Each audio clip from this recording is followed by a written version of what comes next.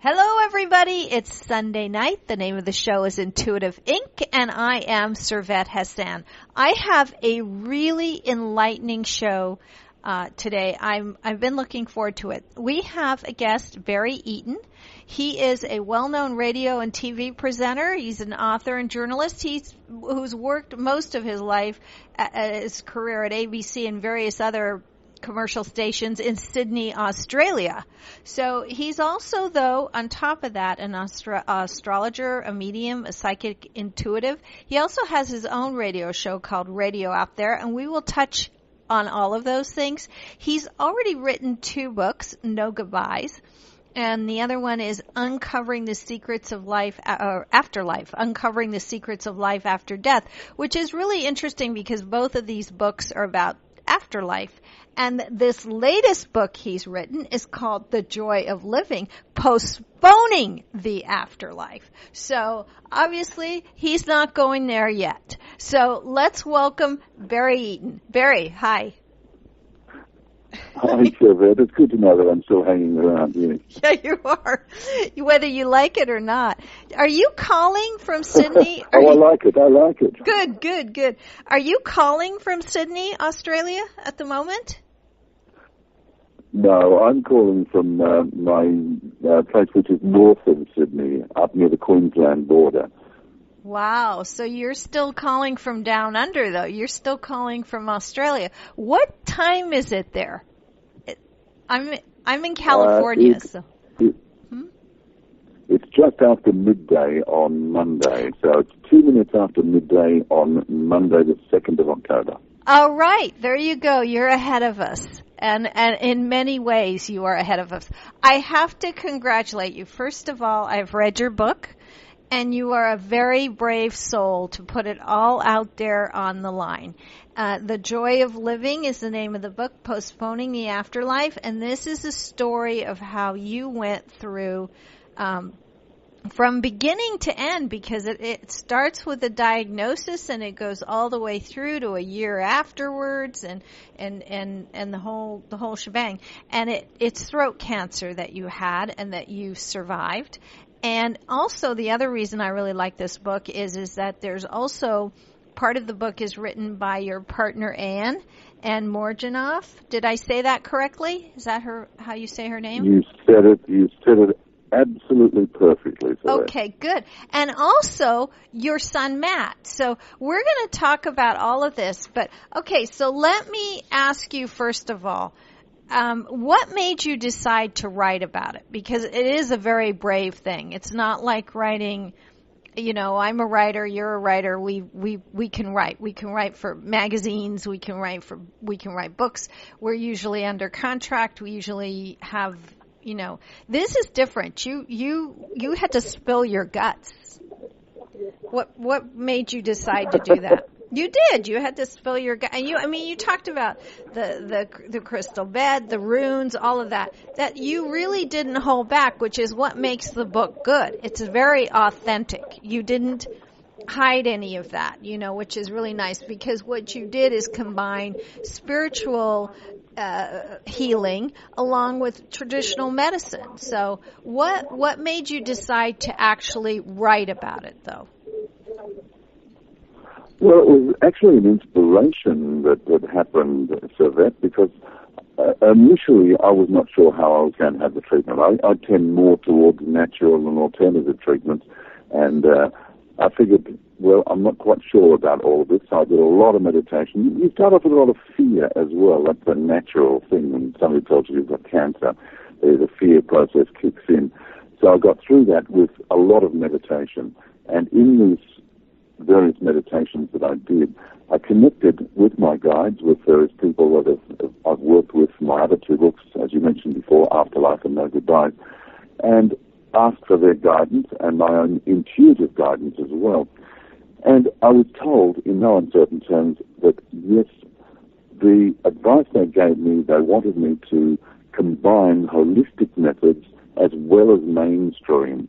And I was a bit dubious at first, but I was given the rationale that when they said, we want you to do this because we want you to write a book about it afterwards, it made a lot of sense, because more people are going to take notice of a book that combines holistic and mainstream, rather than saying, yes, I went on to this natural therapies, because it's still a question in many people's minds. So I did that, much to the amazement of my family. A lot of them thought, what's it? He's off. He's going to go off and live in a cave somewhere in the mountains, and we'll never see him again. But to delight, I said to them, yes, I've decided to combine holistic and mainstream. But one proviso, and I made this clear with my own guides as well, I said, my intuition said to me, no chemotherapy. And that was my decision. Nobody else's, my decision. And whatever happens in this book, I'm saying this is my journey, and Anne, my partner, her journey as well. And we are wanting to help people to understand things, but not say this is what you have to do. Right. So that basically is it in a nutshell, Sarah. Right. Well, you called it in your book, I believe, your spiritual team. I liked that reference. You have a team. You have a spiritual team. You have a regular medical team, and then you have your spiritual team that you're used to consulting with for everything, I would take it, right? Yeah, well, the spiritual team I've worked with, particularly in my second book, No Goodbyes, and I have a friend who's over in the afterlife. He works as a spokesman. He was a former screenwriter and producer, and I call him my spoke spirit. And he is the spoke spirit for around about 100 different spirits of various levels in the afterlife, and they come through with all sorts of incredible information. Plus, of course, we all have our own guides. We have our own spiritual guides, our master guides, our angelic helpers. You'd be surprised how many people we have over there working with us. And that's everybody, not just me, everybody. So yes, I have a team, but we all have a team. Sometimes that team might be 2 or 3 spirits. Other times it might be a lot more. It depends on what you're doing. Mm-hmm. Well, I do believe, too, that you used some healers as well along the way. And one of them was a partner of yours that had passed in the 90s, I believe, that was coming through somehow, too. So you never know, There are people on the other side helping you, right? Judy. I think her name was Judy. Very much so. Yeah. Yeah. Well, Judy was the person who was the trigger for my first book, Afterlife. I connected with her just a few months after she passed, and that's very much her story in Afterlife, and then on into No Goodbyes. But a lot of the other people, part of the other thing that I was told by my spiritual people when they said we want you to go through all of this process is that we will help you. We will make sure the doors open. We'll send you people. All sorts of things will be there so that you can just relax and trust and go with the flow. And that's what they did. All sorts of help I got.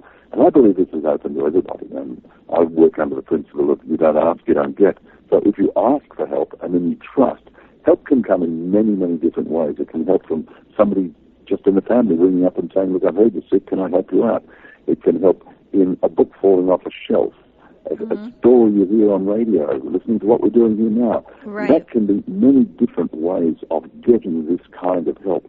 With me, doors open. I had healers come to me. This is an area in which I've worked a lot. And a couple of healers sort of appeared out of the blue.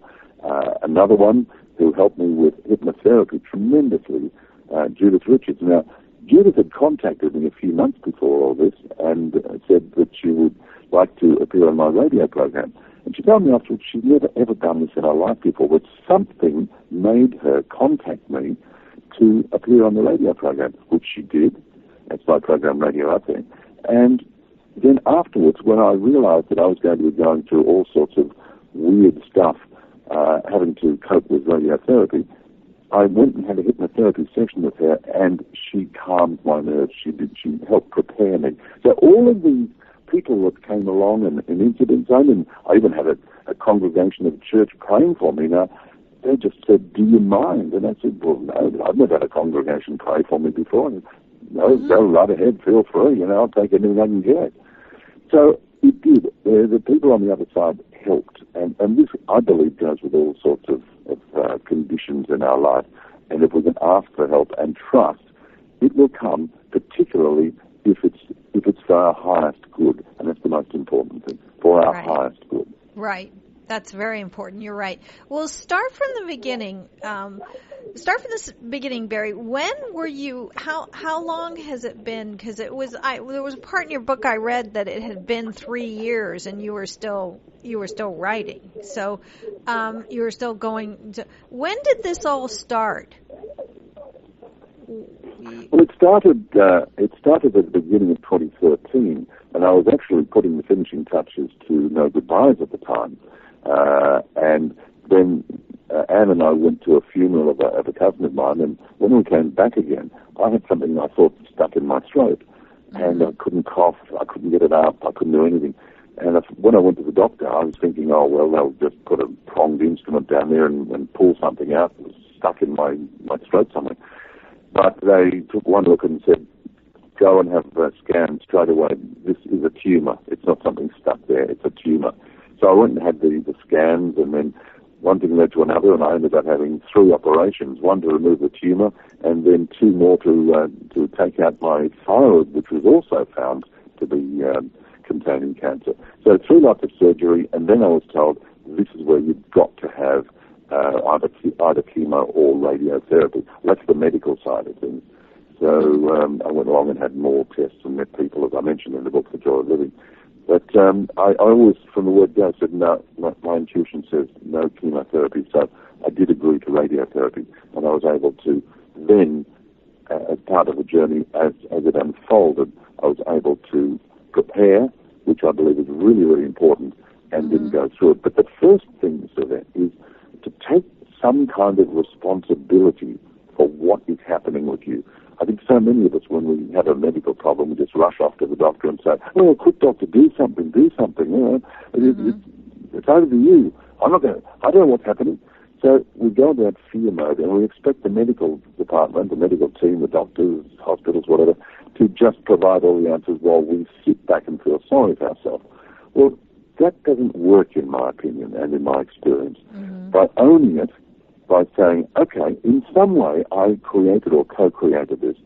Now, I was never a smoker, so I knew that smoking, the first thing they asked me was, well, were you a smoker? I said, no, so we counted that out.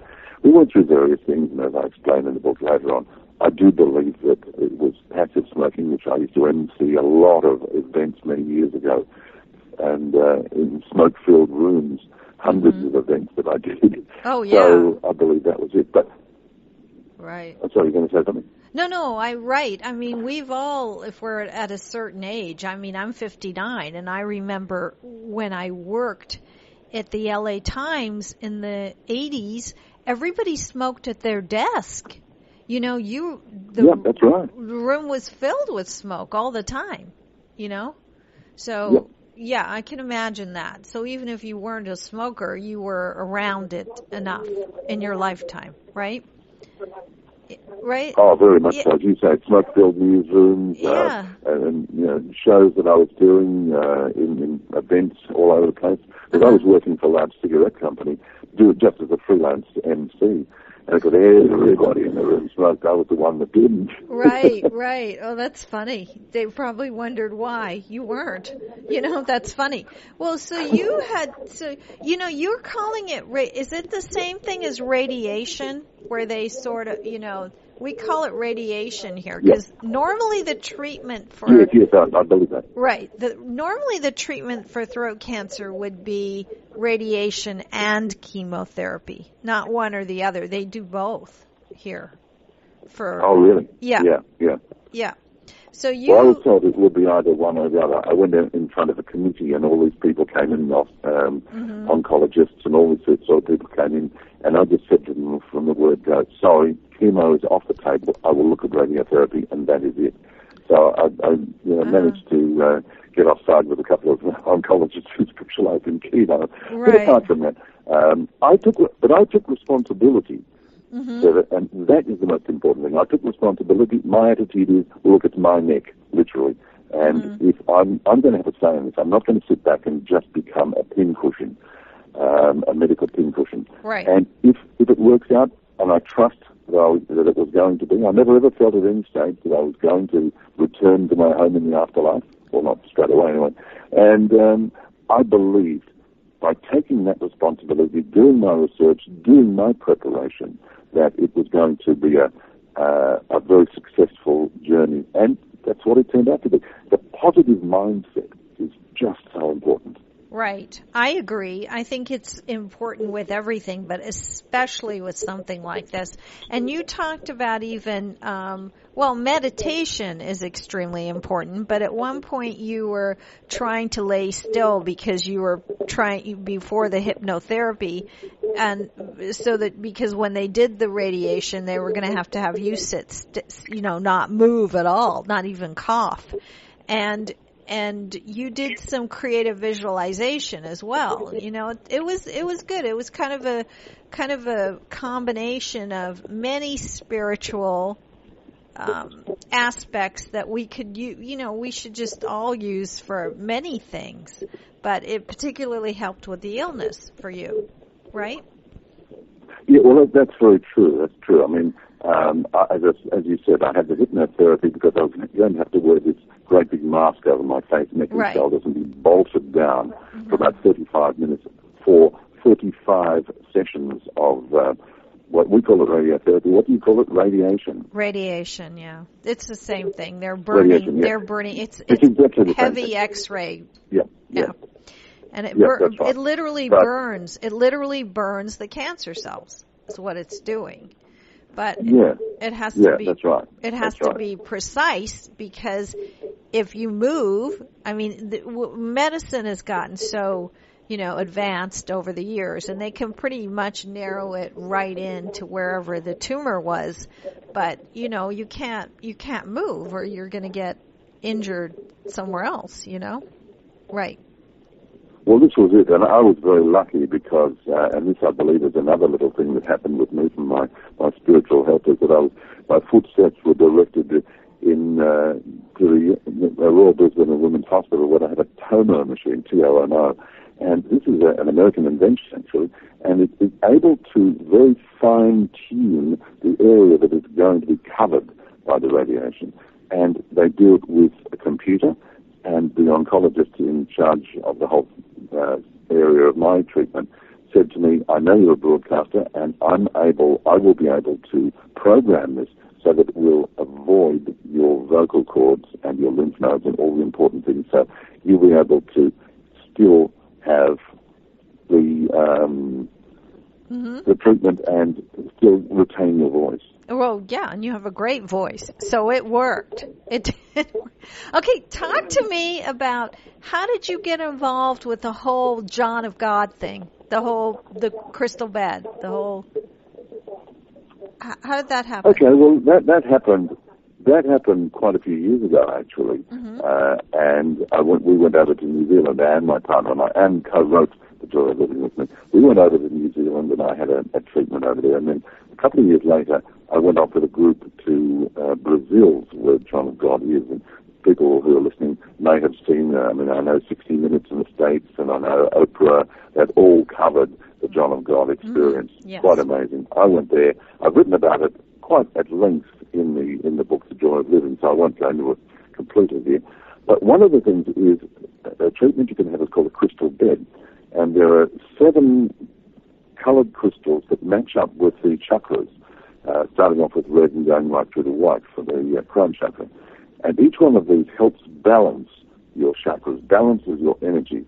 And you lie on a bed, and this arm comes out with 7 different arms, actually, and it's like sort of boom microphones, and they line up with the chakras, and it helps balance. Now, I was, once again, my guides here, it just sort of happened that the local John of God council that I had been doing a bit of work with, they weren't able to use their crystal bed because of power problems. So they said to me, well, look, why don't you use it while you're having the treatments and beforehand?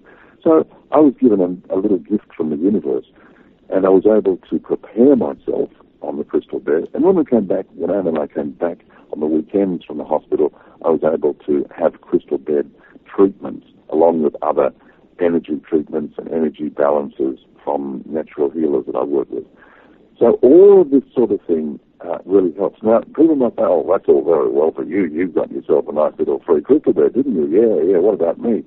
Well, if anybody wants to go down this track, there are crystal beds available in many, many, many different centres. Just Google them. You can go in and find out a bit more from johnofgod.com, or just Google crystal bed operators, and they come up there. They're all over the place. But you can always contact the people in Brazil, and they might be able to put you onto something. But they are there. And somebody I know travels around and does this, and he was saying that anybody he's worked with who's had to have cancer treatments, having the crystal bed has helped them in their preparation, helped them tremendously. So that's just one other area that I have. Right. Do you still have it? Do you still have the crystal bed? No, I don't. No. It went back then to the people who own it. So okay. I just very serendipitously had the loan of it for the time that I needed it. After that, you know what? Somebody else needed it. So they said, we better take it back now because there's somebody in Sydney who want to send it down there because they need it right now. So that bed's been going around and helping lots of other people. So once again, if you trust, and things can come to you, and it was the synchronicity of this that was just wonderful. I don't believe in coincidences like this. I believe in the synchronicity, and that's how it worked. Right. And I do believe that everything does happen for a reason. I do. I don't think there are any accidents in our life. So I think that we're all sent here to learn, to grow, to evolve our souls, and that if that's part of the journey, then that's part of the journey. Just as Anne's part of the journey was she met you and went through this with you. So it's all part of everyone. Even Matt, your son, said in the book at some point that he was thrilled that you had the crystal bed and that your positive attitude is what got you through. And, he even acknowledged that, which is great, That's nice to hear from your kids.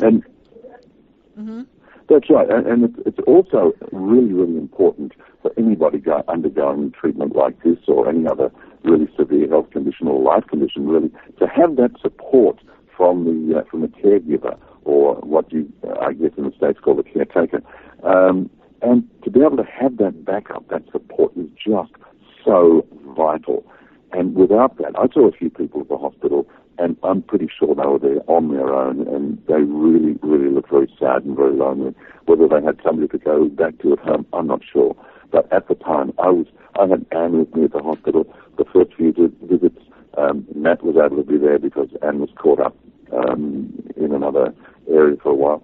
But having that support, having those caretakers around you, giving you the love, helping you keep your feet on the ground, it's vital, because you tend to go off into your own little bubble. You retreat. And it's a natural thing. Everybody can do it.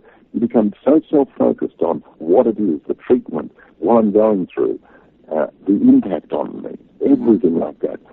And to be able to have that person as the caregiver is such an integral part of not only the whole process, but the whole healing process.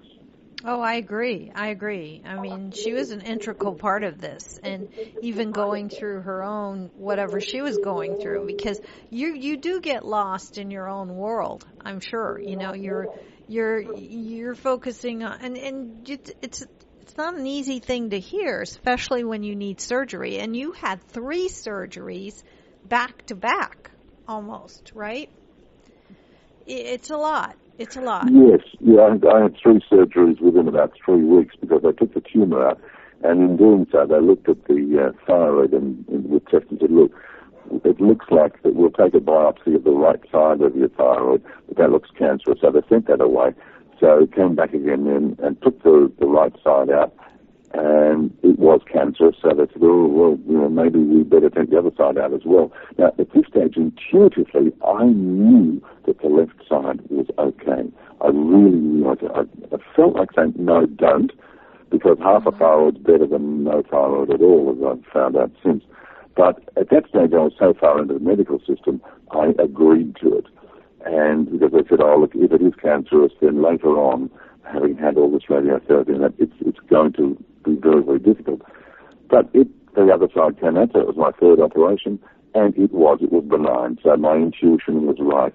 But at that stage, it's sometimes very difficult. So you've got to be very, very sure of yourself and whatever. So right. My intuition didn't let me down, but I had a little bit of a trust issue there. So I learned a big lesson out of that as well.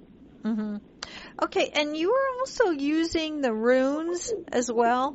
Was that just a way to help you focus and meditate and understand what was happening to you? So that I've been using runes now for over 25 years, and I find they are such a wonderful way to access your own inner wisdom, your own intuition, if you like. And the way I do it is that I will look at a situation, think about it, go into a little meditation, and then say, what is it that I need to know for my highest good? And I let my fingers go into the little bag of runes and scrabble around while I'm focusing on the problem. And I don't just take the first stone that's there. I pull, a rune finds its way into my fingers. And do you know what? In 25 years, I have never, ever got a message that wasn't 100% appropriate. Now, maybe not the whole message, but there would be at least a sentence or a paragraph in there that would make me say, yes, that's exactly what I needed to know. Oh, I've detailed a couple of these things in the book, and it worked for me beautifully, absolutely beautifully. Right. I'm not surprised at all. I am not. You know, see, we're already halfway. Are you a rune caster too, are you? No, I use runes. I use tarot cards sometimes. I don't stick to one thing, but when I need a message, sometimes I can just open a book and I'll say, you know, what do I need to know about this? And whatever I'm drawn to at that moment, which could be the runes, or it could be a tarot card, or a tarot deck, or it could just be a book, and I'll open it up, and suddenly my eyes will go to exactly what I need to hear. It's just the way it is. And sometimes I'm drawn to something more than others, so I don't just use the runes, but I do think that your intuition will guide you no matter what you use, you know, no matter what method. I think if you put it out there and you ask for an answer or a message of some sort, it could be that a book just falls on your head, like you said, or it could be a song on the radio, or it could be a sign, a billboard sign on the street. It could be anything, but something will come through. Something always does, just like with you. Yeah, I couldn't agree more. Yeah. Well, you know what? Couldn't agree more. Exactly. We're already halfway through the show. So I'm going to open up the lines in case anybody has a question for you. It's 949-313-8880. We're on the line with Barry Eaton. He's the author of a book called The Joy of Living, Postponing the Afterlife, that he co-wrote with his partner. It's his journey through throat cancer to complete. You're completely in remission, right, at the moment? Look, I'm within 6 months of remission, so that by the 27th of June next year, that will be 5 years. It's a 5-year period before you go into official remission. But I have regular checkups, and I'm told, yep, everything's fine, everything's looking great, no sign of anything happening. So I just sort of take that as a lovely positive sign and just get on with life, the joy of living. I have no doubt that you're going to be fine 5 years straight, because I just feel it. I don't feel any illness in you at all. But if anyone has a question for Barry about healing and going through this, it's a life-changing. It really does change you as a person, which we're going to talk about. But anybody have a question, please call in 949-313-8880. Just the whole journey, any questions you might have about any of the holistic side of this and also the medical side of this. It just was a great journey that you went through. What do you think, Barry, what do you think it changed in you? Did it change you right away? How it changed me? Yes. The whole cancer experience. Anything like this is always going to have a huge change in your life, so that it's providing you don't sort of go into a total state of gloom and doom retreat to that cave of fear. Once you start going through this, as you said before, you believe, I believe, that everything happens for a reason. And once you can start to look for these reasons, and that's what I go back to my earlier statement of saying we need to take some form of responsibility, no matter what that is, just accepting the fact that, yes, I had a hand in creating this in some way or other. What can I learn out of it? What can I do to help? What can I do? Right. It comes back to the person concerned. It's not happening because, somebody's been vindictive and stuck a needle in you or, hit you with a spray gun or something as they're walking past. That doesn't happen. We have created it, and we have created it for a reason. And with these sort of things, I can look at it astrologically and look at somebody's chart and say, yes, this is a transformational point. And my partner does numerology. She can look at it from the point of numbers and explain all sorts of things. But we still have to use that as a catalyst and then understand ourselves why it happened, what we are going to do about it, and what we can get out of it. Right. What we can learn about ourselves and where we want to go, and not just retreat back into that same thing. It's not a matter of having it all done, not like breaking your leg at a game of hockey or something out in the park, then going off, having your leg fixed up, and then going back and resuming life. Things happen with this. Your life is definitely changed. Right. And if you can make it as a change for the better, learn something about yourself, what you are doing in life, where you want to go, maybe it opens you up to your life purpose. Everybody's journey is going to be unique.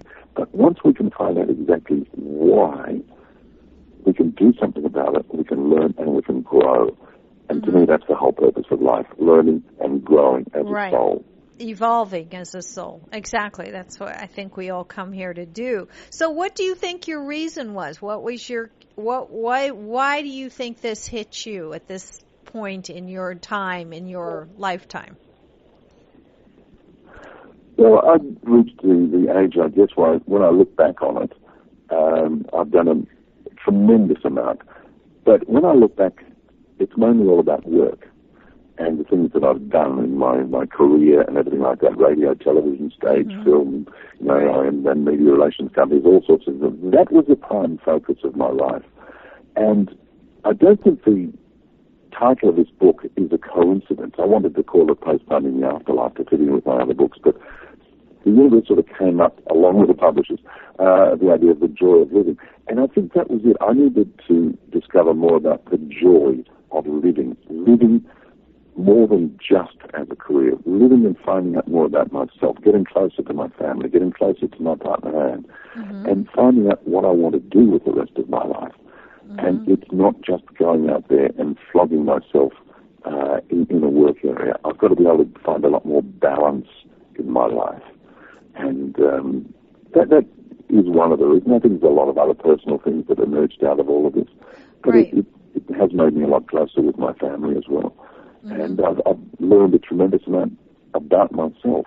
And that, I think, was one of the true gifts of why I got the cancer. Right.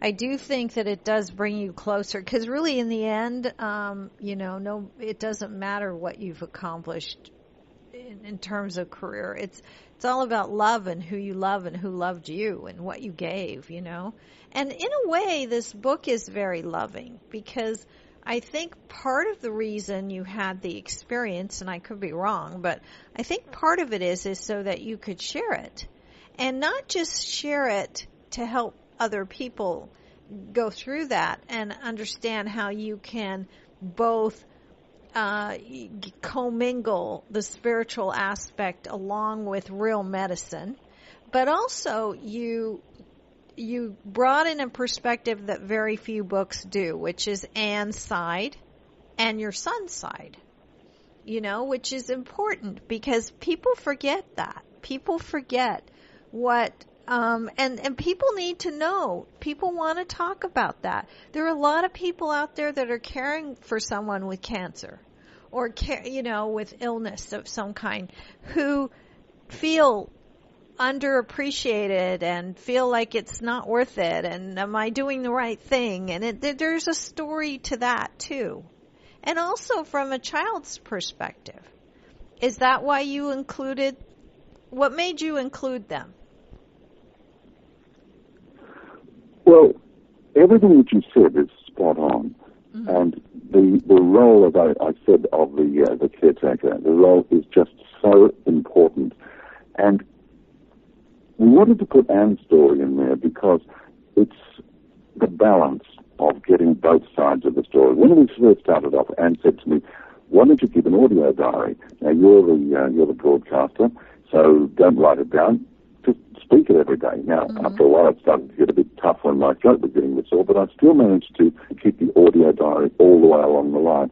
Then when we were looking at putting the book together, we realized that, Anne had to give up a huge amount of her life just to be with me, to be able to put her life aside, her family and everything like that, to be able to be with me and be my support and help me keep my feet on the ground, look at my the diet that I was having a huge amount of problems swallowing, and food tasted like these lumps of nothing.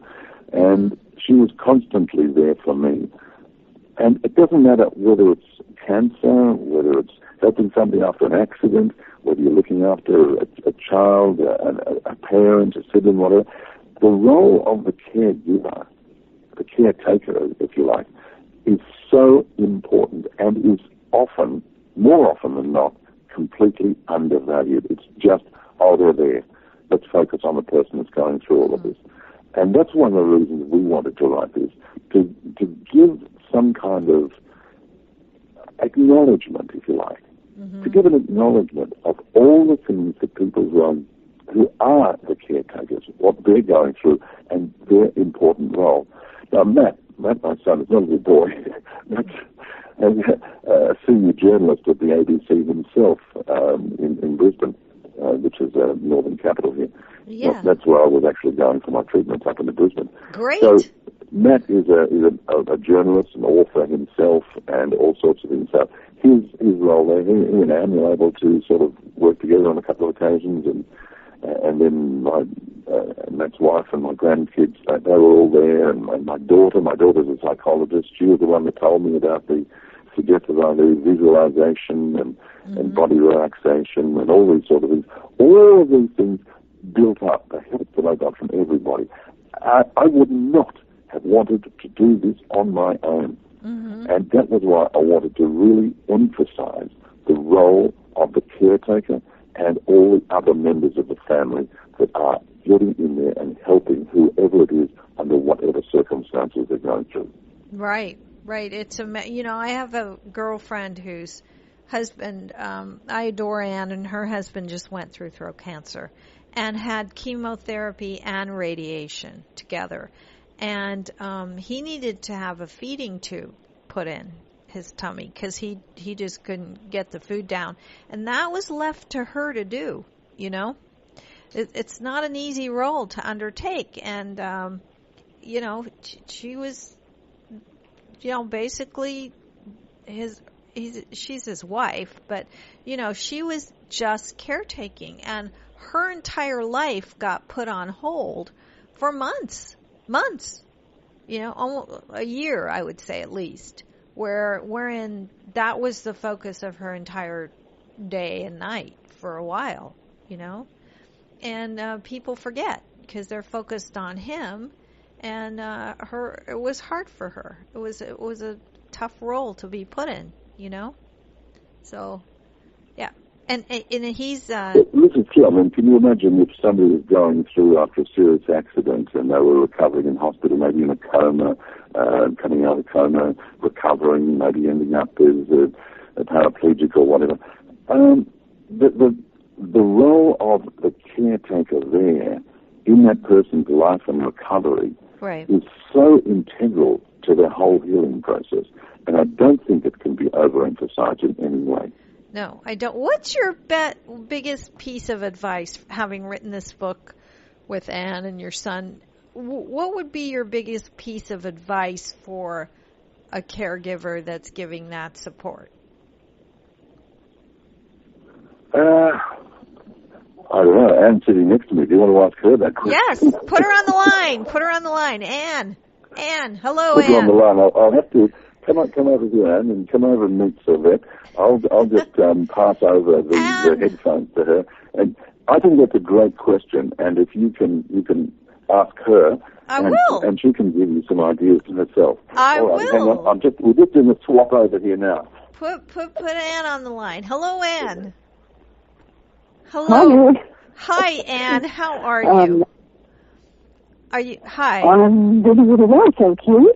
Good. And you've got a very interesting topic there and a very interesting question. And the advice I would give to caregivers is please don't forget yourself. Right. Please remember that your strength, your integrity, your initiatives, your heartfelt energy can only work if you care for yourself. And that has to be the first up. And then you can share all of that with whoever it is that you're caring for. Right. I think that's brilliant. Absolutely. Because, I remember, it was a long time ago, but when I had my daughter and I took her on her first time on an airplane, and you know how they give you that whole spiel, like, listen, if the plane is crashing, and the mask come down from the ceiling, be sure to put the mask on yourself first. And I was like, holy crap, I'm not going to do that. I'm going to put it on my daughter. You're just, as a new mother, I thought, oh no. And then I thought about that, and I thought, you know what, they're right. You cannot help anybody else unless you help yourself first. You got to put that mask on, you got to be breathing, and then you can help other people, So you're right. You do have to take care of yourself and not lose yourself in the whole process, and still be kind and compassionate and take care because somebody's going through something. Anne, what did you learn out of the whole process, the whole illness with Barry?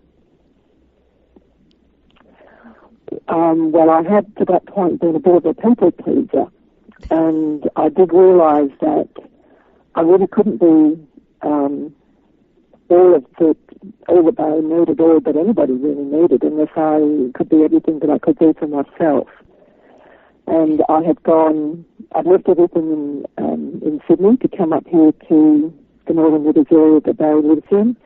I left behind my own family and my pets and house repairs and all sorts of things that right. I needed to be able to leave that today. And I'd come up all of this time away, 800 k's it is, kilometres away from my location. And I'd come up without doing anything of my own with me. I had no projects going. I had no personal things that I thought, well, I'll do in my so-called spare time. Well, luckily I didn't, because there wasn't any spare time. Right. So everything was focused on Barry. Right. And so I learned that I needed to have a sense of self. I needed at times to just go for a walk that was just my recovery time. I needed to go and sit in a quiet place. Because while Barry comes across as very confident now, there were times when he really was emotionally down. And I had to fill that gap for him when I was with him. Right. But at the same time, it takes a lot out of, well, it took a lot out of me personally. Right. So I needed to go off and have time for myself, even if it literally was just to walk under the trees or a walk along the laneway and looking at the mountain, whatever refreshment I could get from nature and from a quiet meditative state. And I just needed to recharge myself so that I could then be everything that they needed me for. Right. Right, absolutely. You two should do the show together. Have you considered that? Like doing some interviews together where you're both on both on the line at the same time, or no? Well, I need to have you back. For that, and it has been suggested. You've got a wonderful lady over there who's orchestrating all of these interviews. Yeah. That lovely Sarah. We've only met once by Skype, and she did suggest that. And it has been really difficult for me just to through this time phase right now, but I am going to free up a little bit shortly And thank you for your suggestion. You should, because... Personally, I do think it's important to put both sides of the story. Right, because, and then if you're both on together, we don't have to go back and forth. One of you can answer one question, one of you can answer another. It's just a little easier. But there are so many people that are caring for people that have illness, and so many people that have gone through cancer and are in survival mode or not, and they need to hear all of this. They need to hear both sides. And I'm thrilled you got on the line. I really am. Thank you. I appreciate it. It's a great book. It's a pleasure. Thank you. Thank you. Put Barry back on for a minute. Okay, great. Thank you. Thank you. Barry? Okay, so Hi. Oh, see? Go straight to the source. I was suggesting that you both do shows together where you're both on the line at the same time, on a conference call, or, put it on speaker or something. You know what I mean? Yeah, look, we suggested that as well, and unfortunately we don't, at the moment, we are living 500 miles apart. We're taking steps to correct that. But I came up here a couple of years ago, and I've been doing my healing here. So it's not always possible. But thank you for talking to Anne, because she makes so much sense. And I think so many people will be able to relate to her as well as what she was saying. Of course. I should, I'm not opposed to having her back on the show just herself later on. I think that would be a great idea. So, in a few months, I may revisit you and get a hold of Sarah and see if we just can't have Anne on and talk from her perspective as well. Right? I think that would be a wonderful idea. I think I'm gonna pursue that idea. Okay, we're running out of time. We didn't have any callers calling in. I don't know if you're out there. Then I'm gonna get 100 emails tomorrow saying I had a question and I didn't get there. and so what would you that's how it is on radio, especially when it's live. I either have 100 people calling in all at once and we can't get to them, or no one calls in and then they want to talk later because they just thought of the question after, or they're afraid. Some people are afraid to talk about their own, what they're going through, especially when it's sensitive like cancer. So are you available? Yeah, that's true. Yeah, it's a very personal thing. Do you do personal sessions with people? Are you just a writer? Do you do workshops? Tell us a little bit about yourself and your career right now. Oh, well, right now I do lots of different things for that. Yes, I'm working on another book at the present stage. Mm-hmm. I am a writer, but writing has only been the latter part of what I do. I've only been writing since in the last 7 or 8 years, apart from some features and some documentaries and things that I wrote. But I've been mainly a radio and TV presenter. But in 1991, I studied astrology, having had a marriage break down then. Wanting a new direction in life, and studied astrology, and then opened up my psychic abilities. And then after Judy passed, as I said, in 1997, my medium abilities opened up as well. So I've been doing a lot more spiritual work. My current radio program, which is radiooutthere.com, is a full metaphysical mind-body-spirit program, and it's available free of charge on the internet, just radiooutthere.com. And from that, I post all sorts of stories and investigate many, many different areas. And but I also did, yes, you asked me if I did consultations. I do. I have quite a few people from all over the world, actually, that I will do either a Skype or a telephone consultation with, to help them, to guide them in whatever way I can, to help themselves. That's the most important thing. I get back to that every time, not only in talking about this, but also in any kind of area where you want to advance, is taking some responsibility for yourself, not expecting somebody else to do it for you. So if I do a reading or a consultation with somebody, it's to help them to help themselves, to understand what they're going through and what they can actually do. Right. I'm not a fortune teller. I don't go in there and say, yes, I can see you meeting a tall guy, handsome man, straight woman, whatever, and you're going to have 3.6 children and live in the North Pole. I don't say things like that. I don't do anything like that. I help people to understand what they're going through, how they can improve their life, but then it's up to them. And right. the best thing I can ever have is when somebody at the end of the session says to me, oh, I feel so much better. I feel so much better about myself and where I'm going and what I'm doing now. That, to me, is what it's all about. Oh, exactly. So, yes, me I do too. that kind of consultations. Yeah, me too. I don't do the tall, dark, handsome man, keep calling me, keep paying me. I don't do that at all either. I'm more about unblocking people or helping them find out what is stopping them, and then it's up to them. They've got to go, exactly. Now, radioouthere.com. Are your shows weekly? Are they archived on there? Or can they go on and just listen to different shows that have already aired? Or are you live? Do you do live like I do? Or what? No, I don't do live at all. I record everything, and I change over each show at the end of the week. It would be Thursday your time.